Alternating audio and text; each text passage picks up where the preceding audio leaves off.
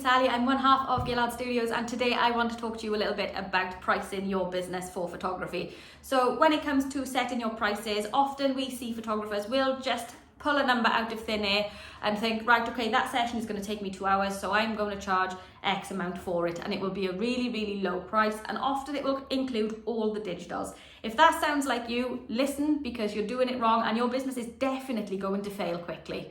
So when it comes to pricing your business, you have to consider absolutely all of the elements that comes with that business. And this is something that a lot of photographers really, really struggle with. So the first exercise that I want you to start doing is get a pen and paper and start noting down all of the things that you are paying for as a result of your business. So if you've got a studio, and I'm hoping that if you've got a studio, you're not in this position anyway, but a lot of photographers are. But what is the cost of that? If you're running from home, you're still using a fraction of your home to be able to run your business. So what are your utilities for the month? And divide that up by the space and the amount of hours that you use. Yes, it's going to be a lot lower than, if you've got an actual studio, but there is still a cost involved with that. You're still heating a space for a baby. You're still, utilizing your gas, your electricity, you're still making refreshments, there's still a lot of cost that goes into it. It's not free, even if you are working remotely. If you are mobile, you are using your vehicle to travel to different locations, you've got your fuel costs to consider, you've got the insurance on that vehicle to consider as well. Insurance for your actual business, that's a direct cost of running your business as well. That's got to be factored in. And then you'll have other things, like if you're running a CRM system, so something like Studio Ninja, for example, what's the cost of that? Your telephone and your internet, which are absolutely vital parts of running a photography business. How much are you spending on that? How much have you spent on your equipment? What have you purchased? How many cameras? How many lenses? You're going to have to calculate the depreciation value of all of those items as well, because they are something that are a cost of your business, and they're something that will need replacing in time, because technology doesn't last forever. Same goes for your computer. What about your storage systems? Where are you storing the images? And hopefully you're backing them up as well. So you've got all of the costs of that to consider. So really think about all of the costs of your business and start making an extensive list. And I can guarantee you, once you've put every element down of a cost that's related to your business, you will find that it's a lot higher than you thought it was. And now that is the cost that you will pay out regardless of whether you're seeing your client or not. They are your overheads for your business. So for example, you need to make that much money before you even start paying yourself anything. Then you need to factor in the amount of time that you're going to spend with that client. Now, you might think, okay, it's a 2-hour shoot, so what do we charge for 2 hours on top of all of that? However, this is where a lot of photographers will sell themselves short. You are not factoring in things like the admin time. You're going to be speaking to those clients to book them in advance. You might be doing a consultation appointment, getting to know that client a little bit, finding out about what they want to achieve from their session. Typically 2 to 3 hours in admin before the session actually begins is completely normal for a luxury portrait studio. So bear that in mind as well. Then you'll have things like setting up for the session, making sure that you've got everything that you need for that session. So for a newborn, for example, you're going to have some fabrics that you're going to want to get set up. You're going to, set up your beanbag. You're going to spend that time getting that room set up. All of those, all of that time should be accounted for, and what you're billing your client for as well. Then you've got the actual shoot time itself. So for a newborn session for us, that's typically between 2 and 4 hours. And we allocate that full 4 hours for our signature newborn experience. That's our full newborn session. So that's got to be accounted for as well, because we know that nobody else is going to come into the studio within that 4-hour time frame, and for a little bit after as well, because obviously you've then got the cleanup afterwards. And when it comes to newborn portraits, that is not just a quick, easy once over. You're stripping down the blankets. They've all got to be laundered. Everything has got to be cleaned down thoroughly. Any props that you've used have got to be wiped over. If baby is soiled on anything, you've got to make sure that that's sterilized as well. So you've got a good hour there on top, just making sure that your studio is then refreshed and reset, ready for the next client. Once you've done the session, what next? Well, then you've got to account for uploading those images to your system, making sure that you've backed them up. Then you've got to narrow them down.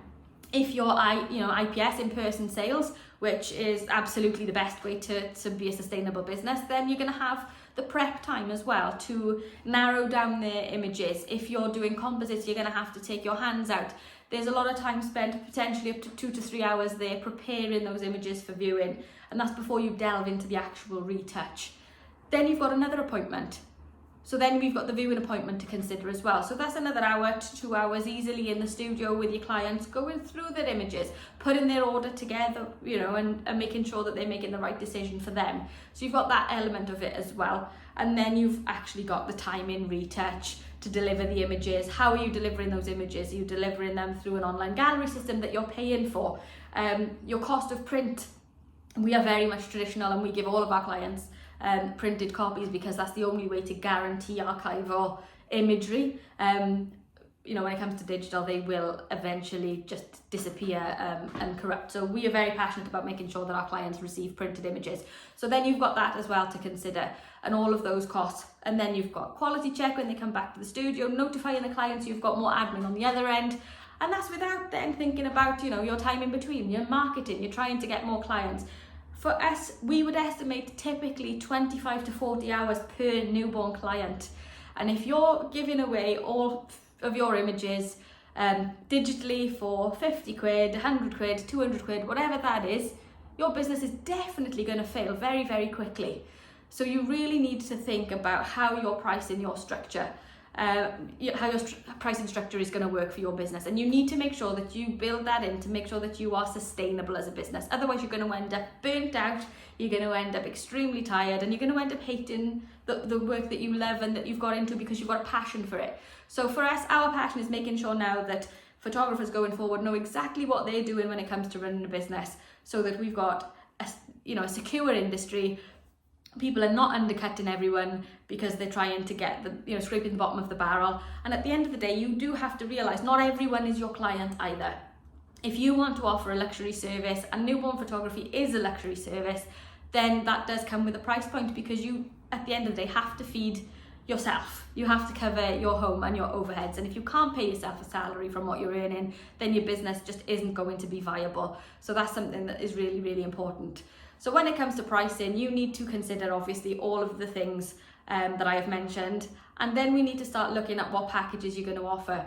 Now this is a real delve in, a deep dive of numbers that is going to be vastly different from one person to another.